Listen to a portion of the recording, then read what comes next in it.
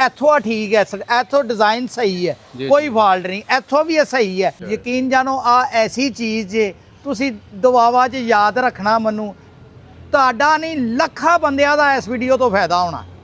ਬਿਲਕੁਲ ਲੱਖਾਂ ਬੰਦਿਆਂ ਦਾ ਇਸ ਵੀਡੀਓ ਤੋਂ ਫਾਇਦਾ ਹੋਣਾ। ਬਾਰ-ਬਾਰ ਨਾ ਤੂੜੀ ਸਾਫ਼ ਕਰਨੀ ਪੈਣੀ ਹੈ, ਨਾ ਗੱਡੀ ਖਰਾਬ ਹੋਣੀ ਹੈ, ਨਾ ਇੰਜਨ ਖਰਾਬ ਹੋਣੇ ਹੈ। ਕਈਆਂ ਬੰਦਿਆਂ ਦਾ ਲੱਖਾਂ ਰੁਪਏ ਦਾ 2-2 ਲੱਖ 2.5 ਲੱਖ ਰੁਪਈਆ ਲੱਗ ਜਾਂਦਾ ਇੰਜਨਾਂ ਤੇ, ਨਾਲੇ ਸੀਜ਼ਨ ਬਰਬਾਦ ਹੁੰਦਾ। अस्सलाम वालेकुम दोस्तों, ਅਸੀਂ ਇਸ ਟਾਈਮ ਮੌਜੂਦ ਹਾਂ ਜੀ Nadeem Badar auto engineering Barki road Lahore. ਅੱਲਾ ਖੈਰ ਕਰੇ, ਅੱਗੋਂ ਜੀ ਚਾਪੜ ਦਾ ਸੀਜ਼ਨ ਸ਼ੁਰੂ ਹੋ ਚੱਲਾ ਹੈ ਤੇ ਗੰਦਮ ਦਾ ਬੜਾ ਵੱਡਾ ਸੀਜ਼ਨ ਹੈ, ਤੁਹਾਨੂੰ ਪਤਾ ਹੈ। ਅੱਲਾ ਖੈਰ ਕਰੇ ਸਟਾਰਟ ਹੈ ਅੱਗੋਂ। ਤੇ ਗੁੜ ਦੀਆਂ ਗੱਲਾਂ 2-3 ਤੁਹਾਡੇ ਨਾਲ ਸ਼ੇਅਰ ਕਰਾਂਗੇ, ਬੜੀਆਂ ਕੰਮ ਦੀਆਂ ਗੱਲਾਂ ਨੇ, ਉਹ ਤੁਹਾਡੇ ਨਾਲ ਸ਼ੇਅਰ ਕਰਾਂਗੇ ਕਿ ਚਾਪੜ ਦੇ ਸੀਜ਼ਨ ਦੇ ਇਲਾਵਾ ਵੀ ਵੈਸੇ ਵੀ ਤੁਹਾਨੂੰ ਇਹ ਕੰਮ ਦੇਣਗੀਆਂ ਇਹ ਗੱਲਾਂ। ਬਾਕੀ ਨਦੀਮ ਸਾਹਿਬ ਸਾਡੇ ਨਾਲ ਮੌਜੂਦ ਨੇ। अस्सलाम वालेकुम जी। ਵਾਲੇਕਮ ਸਲਾਮ ਜੀ। ਨਦੀਮ ਸਾਹਿਬ ਕੀ ਹਾਲ ਜੀ, ਠੀਕ ਠਾਕ ਹੋ? ਠੀਕ ਜੇ ਰਾਜ਼ੀ। ਬਾਕੀ ਇਹ ਟਰੈਕਟਰ ਤਿਆਰ ਹੋਇਆ, ਇਹਦਾ ਵੀ ਤੁਹਾਡੇ ਨਾਲ ਦੱਸਦੇ ਆ ਕਿੰਨਾ ਖਰਚਾ ਖੁਰਚਾ ਆਇਆ। ਬਾਕੀ ਨਦੀਮ ਸਾਹਿਬ ਚਾਪੜ ਵਾਲਿਆਂ ਵਾਸਤੇ ਸਪੈਸ਼ਲ ਜਿਹੜੀਆਂ ਨੇ ਗੁੜ ਦੀਆਂ ਗੱਲਾਂ ਤੁਸੀਂ ਸ਼ਾਰਟ 'ਚ ਦੱਸੀਆਂ, ਤੇ ਹੁਣ ਇਸ ਵੀਡੀਓ ਵਿੱਚ ਵੀ ਦੱਸੋ ਦੁਬਾਰਾ ਸਾਡੇ ਜ਼ਿਮੀਂਦਾਰਾਂ ਵਾਸਤੇ। ਜ਼ਿਮੀਂਦਾਰਾਂ ਵਾਸਤੇ ਚੌਪਰ ਦੇ ਸੀਜ਼ਨ ਦੇ ਵਿੱਚ ਸਭ ਤੋਂ ਮੇਨ ਚੀਜ਼ ਮੈਂ ਤੁਹਾਨੂੰ ਦੱਸਾਂ, ਕੋਈ ਵੀ ਟਰੈਕਟਰ ਹੈ ਕਿਸੇ ਵੀ ਕੰਪਨੀ ਦਾ, ਆ ਦੇਖੋ ਜਾਲੀ ਲੱਗੀ ਹੈ ਨਾ, ਇਸ ਜਾਲੀ ਦਾ ਇੱਕ ਮਕਸਦ ਹੈ। ਇਸ ਜਾਲੀ ਦਾ ਇੱਕ ਮਕਸਦ ਹੈ। ਆ ਜਾਲੀ ਦਾ ਮਕਸਦ ਹੈਗਾ ਹੈ ਕਿ ਇੱਥੋਂ ਜਿਹੜੀ ਹੈ ਨਾ ਤੂੜੀ, ਮੋਟੀ ਤੂੜੀ, ਮੋਟੇ ਜ਼ਰਾਤ ਤੂੜੀ ਦੇ, ਉਹ ਅੱਗੇ ਨਾ ਜਾਏ। ਪਰਾਲੀ ਤੀਲੇ ਕੋਈ ਸ਼ਹਿਰ ਰੇਡੀਟਰ ਅੱਗੇ ਨਾ ਜਾਏ। ਰੇਡੀਟਰ ਦੀ ਬਰੀਕ ਜਾਲੀ ਹੁੰਦੀ ਹੈ, ਉਹਦੇ ਅੱਗੇ ਗੰਦ ਫਸ ਜਾਂਦਾ, ਗੱਡੀ ਗਰਮ ਹੁੰਦੀ ਹੈ। ਫਿਰ ਉਸ ਤੋਂ ਬਾਅਦ ਆ ਜਿਹੜੀ ਰਬੜ ਲੱਗੀ ਹੈ, ਆ ਵੀ ਰਬੜ ਲੱਗੀ ਹੈ। ਇਹਨਾਂ ਰਬੜਾ ਲਾਉਣ ਦਾ ਮਕਸਦ ਆ ਹੈ ਕਿ ਇੱਥੋਂ ਤੂੜੀ ਅੱਗੇ ਨਾ ਜਾਏ। ਹੁਣ ਆ ਜਾਲੀ ਲੱਗੀ ਹੈ, ਰਬੜਾ ਲੱਗੀ ਆ, ਡਿਜ਼ਾਈਨ। ਹੁਣ ਇਹਦੇ ਵਿੱਚ ਇੱਕ ਡਿਜ਼ਾਈਨ ਦਾ ਐਰਰ ਹੈਗਾ। ਆ ਦੇਖੋ ਮੈਂ ਇੱਥੇ ਚੀਚੀ ਵਾੜੇਗਾ, ਦੇਖੋ ਮੇਰੀ ਚੀਚੀ ਅੰਦਰ ਜਾ ਰਹੀ ਹੈ, ਬਲਕਿ ਪੂਰਾ ਹਾਥੀ ਅੰਦਰ ਜਾ ਰਿਹਾ ਨਾ। ਜੈਸ ਬੰਦੇ ਨੇ ਇਹਨੂੰ ਚੋਪਰ ਤੇ ਚਲਾਣਾ, ਜਿੰਨੇ ਇਹਨੂੰ ਵਰਾ ਨਾ ਲੈਂਦੇ ਕਿਸੇ ਐਸੇ ਘਾਹ ਘੂ ਵਾਲੇ ਕੰਮ ਤੇ ਚਲਾਣਾ, ਜਿੱਥੇ ਪਰਾਲੀ ਉੱਡਦੀ ਹੈ, ਉਹ ਚੀਜ਼ਾਂ ਉੱਡਦੀ ਹੈ। ਆ ਚੀਜ਼ਾਂ ਜਿਹੜੀ ਹੈ ਨਾ, ਇਸ ਜਗ੍ਹਾ ਥਾਣੀ ਜਿਹੜੀ ਉਹ ਪਰਾਲੀ ਜਿਹੜੀ ਤੂੜੀ ਹੈ ਨਾ, ਉਹ ਰੇਡੀਟਰ ਦੇ ਅੱਗੇ ਚਲੀ ਜਾਏਗੀ। ਬਿਲਕੁਲ ਰੇਡੀਟਰ ਦੇ ਅੱਗੇ ਚਲੀ ਜਾਏਗੀ, ਰੇਡੀਟਰ ਅੱਗੋਂ ਚੋਕ ਹੋ ਜਾਏਗਾ। ਚਾਹੇ ਤੁਸੀਂ ਫਿਰ ਆਇਲ ਕੂਲਰ ਲਾਇਆ ਹੈ, ਆਇਲ ਕੂਲਰ ਨਾਲ ਕੂਲਿੰਗ ਦਾ ਬੇਸ਼ੱਕ ਬੜਾ ਫਰਕ ਪੈਂਦਾ ਹੈ, ਬੜਾ ਫਰਕ ਪੈਂਦਾ ਆਇਲ ਕੂਲਰ ਨਾਲ ਕੂਲਿੰਗ ਦਾ। ਜਿਹੜਾ ਟੈਂਪਰੇਚਰ ਅੱਧ ਟੱਪ ਕੇ ਖਲੋਂਦਾ, ਉਹ ਅੱਧ ਤੋਂ ਪਿੱਛੇ ਖਲੋਏਗਾ।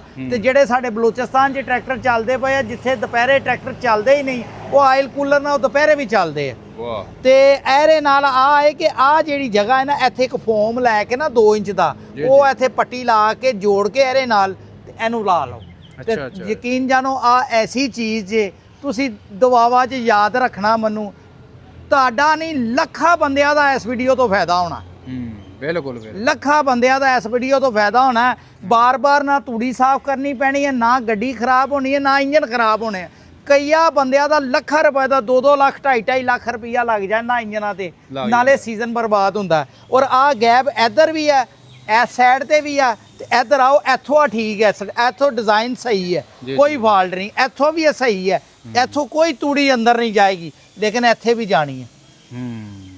ਆ ਅਗਰ ਕੰਪਨੀਆਂ ਨਹੀਂ ਕਰਦੀਆਂ ਨਾ ਕਰਨ, ਲੇਕਿਨ ਜ਼ਿਮੀਂਦਾਰਾਂ ਨੂੰ ਮੈਂ ਕਹਾਂਗਾ ਕਿ ਉਹ ਜਦੋਂ ਇਹਨੂੰ ਚੌਪਰ ਤੇ ਚਲਾਉਣ ਨਾ, ਇੱਥੇ ਫੋਮ ਦੀਆਂ 2 ਪੱਟੀਆਂ, ਇੱਕ ਪੱਟੀ ਇੱਧਰ ਤੇ ਇੱਕ ਉੱਧਰ ਲਾ ਦੇਣ, ਦੇਖਣਾ ਉਹ ਸੁਖੀ ਹੋ ਜਾਣਗੇ। ਉਹ ਯਕੀਨ ਜਾਣੋ ਹਰ ਰੋਜ਼ ਦਵਾਵਾ ਦੇਣਗੇ। ਤੇ ਦੂਸਰਾ ਕੰਮ ਉਹਨਾਂ ਨੂੰ ਇੱਕ ਆ ਦੱਸਣਾ ਚੌਪਰ ਵਾਲਿਆਂ ਵਾਸਤੇ, ਇੱਕ ਇਹਦੇ ਉੱਤੇ 에ਅਰ ਕਲੀਨਰ ਮੇਰੇ ਕੋਲ ਹੁੰਦਾ ਮੌਜੂਦ, ਮੇਰੇ ਕੋਲ ਲੈ ਲਓ, ਕਿਸੇ ਕੋਲ ਲੈ ਲਓ, ਲੇਕਿਨ ਇਹਦੇ ਉੱਤੇ ਡਰਾਈ 에ਅਰ ਕਲੀਨਰ ਜ਼ਰੂਰ ਲਾਓ।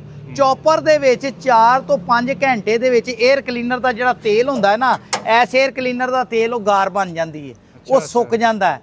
15 ਦਿਨਾਂ ਦੇ ਵਿੱਚ ਇੰਜਨ ਖਰਾਬ ਹੋ ਜਾਂਦਾ। ਤੁਸੀਂ ਪੈਸੇ ਕਮਾ ਕਿੰਨੇ ਕੁ ਲਾਓਗੇ? ਇੰਜਨ ਦਾ ਬੇੜਾ ਗਰਕ ਹੋ ਜਾਏਗਾ।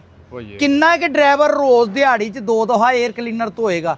ਕਿਸੇ ਨੇ ਨਹੀਂ ਜੇ ਧੋਣਾ, ਕਿਸੇ ਡਰਾਈਵਰ ਨੇ ਨਹੀਂ ਜੇ ਧੋਣਾ, ਕਿਸੇ ਆਪਰੇਟਰ ਨੇ ਨਹੀਂ ਜੇ ਧੋਣਾ। ਆ ਮਾਲਕਾਨ ਨੂੰ ਚਾਹੀਦਾ ਇਹਦੇ ਉੱਤੇ 에ਅਰ ਕਲੀਨਰ ਲਾਉਣ। ਉਹ ਡਰਾਈ 에ਅਰ ਕਲੀਨਰ ਨਾਲ ਕੀ ਹੋਏਗਾ, ਘਟਾ ਮਿੱਟੀ ਉੱਥੇ ਹੀ ਡੱਕਿਆ ਜਾਏਗਾ। ਤੇ ਇਹਦੇ ਵਿੱਚ ਜਿਹੜਾ ਨਾ ਰੋਜ਼ਾਨਾ ਇਹਦਾ ਤੇਲ ਚੈੱਕ ਕਰ ਲੈ। ਲੋ ਜੀ, ਕਈਆਂ ਲੋਕਾਂ ਨੇ ਲਵਾਇਆ ਤੇ ਮਾਸ਼ਾਅੱਲਾ ਅੱਜ ਸਾਲਾਂ ਦੇ ਸਾਲ ਉਹਨਾਂ ਦੇ ਇੰਜਨ ਚੱਲਦੇ ਪਏ ਆ।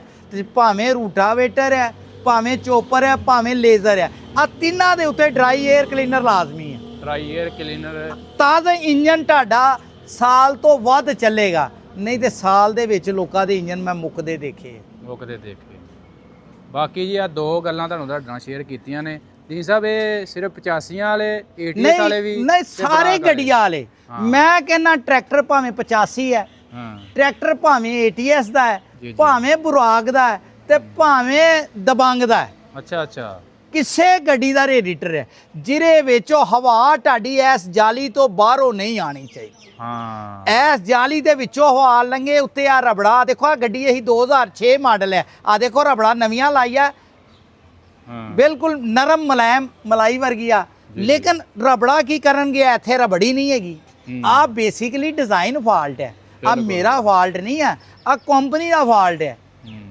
ਆ ਫਾਲਟ ATS 'ਚ ਵੀ ਹੋ ਸਕਦਾ, ਆ ਫਾਲਟ ਬੁਰਾਕ 'ਚ ਵੀ ਹੋ ਸਕਦਾ, ਆ ਫਾਲਟ ਕਿਸੇ ਹੋਰ 'ਚ ਵੀ ਹੋ ਸਕਦਾ। ਮੈਂ ਕਹਿੰਦਾ ਮੇਰਾ ਮਕਸਦ ਹੈ ਕਿ ਮੈਂ ਜ਼ਿਮੀਂਦਾਰਾਂ ਨੂੰ ਸਿਖਾਵਾਂ, ਜ਼ਿਮੀਂਦਾਰ ਸਮਝ ਜਾਣ, ਆਪਣਾ ਅੱਛਾ ਪੂਰਾ ਖੁਦ ਦੇਖ ਕੇ ਆਪਣੀ ਗੱਡੀ ਨੂੰ ਸਹੀ ਕਰਨ, ਔਰ ਐਸੇ ਤਰ੍ਹਾਂ ਲੋਕਾਂ ਦਾ ਤੁਸੀਂ ਫਾਇਦਾ ਕਰੋ, ਤੁਹਾਨੂੰ ਇਹਦਾ ਅਜਰ ਅੱਲਾ ਨੇ ਦੇਣਾ। ਅੱਲਾ ਨੇ ਦੇਣਾ ਹੈ। ਬਾਕੀ ਜੀ ਹੁਣ ਤੁਹਾਨੂੰ ਦੱਸ ਦਈਏ ਜੀ, ਤੁਸੀਂ ਇਹਦੇ ਵਿੱਚ ਕਿਵੇਂ ਫੋਮ ਰੱਖ ਸਕਦੇ ਆ। ਆ ਜਾਲੀ ਤੁਹਾਨੂੰ ਖੋਲ ਕੇ ਦਿਖਾ ਦਿੰਦੇ ਆ, ਜਾਲੀ ਲਾਣੀ ਹੈ ਖੋਲ ਕੇ, ਆ ਦਹਾਨੇ ਆ ਜੀ, ਆ ਗਾ ਜਾਲੀ ਇੱਥੋਂ ਆ ਖੋਲੋ, ਖੋਲੋ ਆ ਜੀ ਖੋਲ, ਜਾਲੀ। ਆ ਦੇਖੋ ਖੋਲ ਦੀ ਗਈ, ਆ ਖੋਲ ਗਈ, ਆ ਦੇਖੋ ਆ ਜਗ੍ਹਾ ਹੈ, ਇੱਥੇ ਫੋਮ ਜੋੜ ਲਓ ਅੱਛਾ ਅੱਛਾ ਬਸ, ਇੱਥੇ ਫੋਮ ਜੋੜੋ ਸਮੱਧ ਦੇ ਨਾਲ, ਹਾਂਜੀ ਇੱਥੇ ਫੋਮ ਜੋੜੋ ਤੇ ਇੰਜ ਕਰਕੇ ਨਾਲ ਲਾ ਦਿਓ, ਬਸ ਇੰਨੀ ਜੀ ਗੱਲ ਜੇ। ਇਹ ਇਹਦੇ ਵਿੱਚ ਆ ਦੇਖੋ ਨਾ, ਆ ਰਬੜਾ ਛਬੜਾ ਹੀ ਸਾਰੀਆਂ ਨਵੀਆਂ ਪਾਈਆ। ਆ ਦੇਖੋ ਨਾ, ਅਸੀਂ ਜਿਹੜੀ ਗੱਡੀ ਤਿਆਰ ਕਰਨੇ ਆ ਇੰਜ ਹੀ ਲੱਗੇਗਾ ਨਾ ਜਿਵੇਂ 0 ਮੀਟਰ ਦੀ ਰਬੜਾ ਹੈ। ਆ ਦੇਖੋ ਸਾਰੀਆਂ ਪ੍ਰੋਪਰ ਓਰੀਜਨਲ ਰਬੜਾ, ਬਿਹਤਰੀਨ ਐ ਨਰਮ ਮੁਲਾਇਮ ਤਾਜ਼ੀਆ ਦਮ। ਕਮਾਲ ਹੋ ਗਿਆ। ਲਓ ਜੀ ਇਹ ਕੰਮ ਕਰ ਲੋਗੇ ਤੇ ਸੁਖੀ ਰਹਿ ਜਾਓਗੇ, ਸੁਖੀ ਰਹਿ ਜਾਓਗੇ ਤੁਹਾਨੂੰ ਤੁਸੀਂ। ਦੱਸ ਹਰ ਦਿੱਤਾ ਨਮਾਜ਼ 'ਚ ਮੇਰੇ ਵਾਸਤੇ ਦੁਆ ਕਰੋਗੇ। ਹਾਂਜੀ ਇਹ ਜੀ ਦੋਵਾਂ ਜਾਲੀਆਂ 'ਚ ਲਾ ਲੈਣਾ ਇੰਜ ਦੋਨਾਂ ਜਾਲੀਆਂ 'ਚ, ਇੱਧਰ ਵੀ ਤੇ ਉੱਧਰ ਵੀ ਬੰਦ ਕਰ ਲੈਣੀ ਦਿਓ, ਦੋਵਾਂ ਸਾਈਡ। ਦੋਨੋਂ ਸਾਈਡਾਂ ਤੇ ਫੋਮ ਲਾ ਲਓ। ਅੱਗੋਂ ਤੇ ਜਾਣੀ ਕੋਈ ਨਹੀਂ ਹੈ, ਹਾਂਜੀ ਹਾਂਜੀ ਅੱਗੋਂ ਤੇ ਤਕਰੀਬਨ ਇੰਨਾ ਸਪੇਸ ਕਿਸੇ 'ਚ ਨਹੀਂ ਹੈਗਾ ਕਿ ਇੱਥੋਂ ਆਰਾ ਨਾਕ ਲੈਂਦੇ ਤੂੜੀ ਚਲੀ ਜਾਏ। ਅੱਗੇ ਠੀਕ ਹੈ, ਹਾਂ ਅੱਗੇ ਠੀਕ ਹੈ, ਇੱਧਰ ਵੀ ਹੈਗਾ ਥੋੜਾ ਜਿਹਾ, ਲੇਕਿਨ ਐਡਾ ਕੋਈ ਨਹੀਂ ਹੈਗਾ, ਮਾਮੂਲੀ ਜਿਹਾ ਹੈਗਾ, ਐਡਾ ਕੋਈ ਨਹੀਂ। ਇੱਧਰੋਂ ਵੀ ਕੋਈ ਨਹੀਂ ਹੈ। ਇਹ ਦੀ ਸਾਹਿਬ ਇੱਥੇ ਇਹ ਵੀ ਕੋਈ ਕਿੱਥੋਂ ਸਪੇਸ ਕਿਵੇਂ ਲੱਭੀ ਏ? ਪਹਿਲਾਂ ਵੀ ਕਿਸੇ ਵੀਡੀਓ 'ਚ ਤੇ ਪਹਿਲਾਂ ਨਹੀਂ ਅਸੀਂ ਕਿਤੇ ਜ਼ਿਕਰ ਕੀਤਾ, ਅੱਜ ਨਾ ਤੱਕ ਕਦੇ ਖਿਆਲ ਆਇਆ। ਨਹੀਂ। ਗੱਲ ਪਤਾ ਕੀ ਹੈ, ਗੱਲ ਪਤਾ ਕੀ ਹੈ, ਆ ਨਾ ਗੱਲ ਹੁੰਦੀ ਹੈ ਕੁਦਰਤੀ ਤੌਰ ਤੇ, ਗੱਲਾਂ ਚੋਂ ਗੱਲ ਨਿਕਲ ਆਂਦੀ ਹਾਂਜੀ। ਹੈ। ਉਹ ਕਹਿੰਦੇ ਨਦੀਮ ਸਾਹਿਬ ਤੁਸੀਂ ਇਸ ਤਰ੍ਹਾਂ ਬੋਲਦੇ ਕਿਸ ਤਰ੍ਹਾਂ ਜੇ, ਤੁਸੀਂ ਕਿਸ ਤਰ੍ਹਾਂ ਇਹਨੂੰ ਟ੍ਰੇਨਿੰਗ ਕੀਤਾ? ਮੈਂ ਕਿਹਾ ਕੋਈ ਟ੍ਰੇਨਿੰਗ ਨਹੀਂ ਕੀਤੀ, ਆ ਐਨ ਜੀ ਆਪੇ ਵੱਲੋਂ ਮੂੰਹ ਚੋਂ ਨਿਕਲ ਆਂਦੀਆਂ ਗੱਲਾਂ। ਜਦ ਵਕਤ ਹੁੰਦਾ ਹੈ ਨਾ ਤੇ ਉਹ ਗੱਲਾਂ ਫਿਰ ਅੱਜ ਐਨੇ ਖਲੋਤੇ ਮੇਰੇ ਜ਼ਿਹਨ 'ਚ ਆਇਆ। ਮੈਂ ਕਿਹਾ ਤੁਸੀਂ ਪੁੱਛਿਆ, ਗੱਲ ਆ ਕਿ ਤੁਸੀਂ ਪੁੱਛਿਆ ਚੌਪਰ ਵਾਸਤੇ ਕੀ ਕਰਾਂ, ਤੇ ਮੈਂ ਚੌਪਰ ਵਾਸਤੇ ਦੱਸ ਦਿੱਤਾ। ਬਿਲਕੁਲ ਤੁਸੀਂ ਕੋਈ ਪੁੱਛੋਗੇ ਤੇ ਅੱਲਾਹ ਕਰੀਮ ਮੇਰੇ ਜ਼ਿਹਨ 'ਚ ਪਾਏਗਾ। ਅੱਧਾ ਇਲਮ ਤੁਸੀਂ ਮੈਨੂੰ ਦਿੱਤਾ ਹੈ। ਬਿਲਕੁਲ ਹਜ਼ਰਤ ਅਲੀ ਦਾ ਕੋਲ ਹੈ, ਅੱਧਾ ਇਲਮ ਤੇ ਸਵਾਲ ਹੈ। ਤੁਸੀਂ ਸਵਾਲ ਕੀਤਾ ਤੇ ਮੈਂ ਉਹਦਾ ਜਵਾਬ ਦਿੱਤਾ। ਅਗਰ ਕੋਈ ਸਵਾਲ ਨਾ ਕਰੇ ਤੇ ਮੈਂ ਉਹਦਾ ਕੀ ਜਵਾਬ ਦੇਵਾਂ? ਬਿਲਕੁਲ ਮੇਰੇ ਕੋਲ ਤੇ ਜਿੰਨਾ ਕਿ ਹੈਗਾ ਮੈਂ ਉਨਾ ਹੀ ਦੱਸ ਸਕਣਾ। ਵਾਹ ਮੇਰੇ ਇਲਮ 'ਚ ਹੋਏਗਾ ਤੇ ਮੈਂ ਦੱਸ ਦਾਂਗਾ, ਨਾ ਇਲਮ 'ਚ ਹੋਏਗਾ ਤੇ ਨਹੀਂ।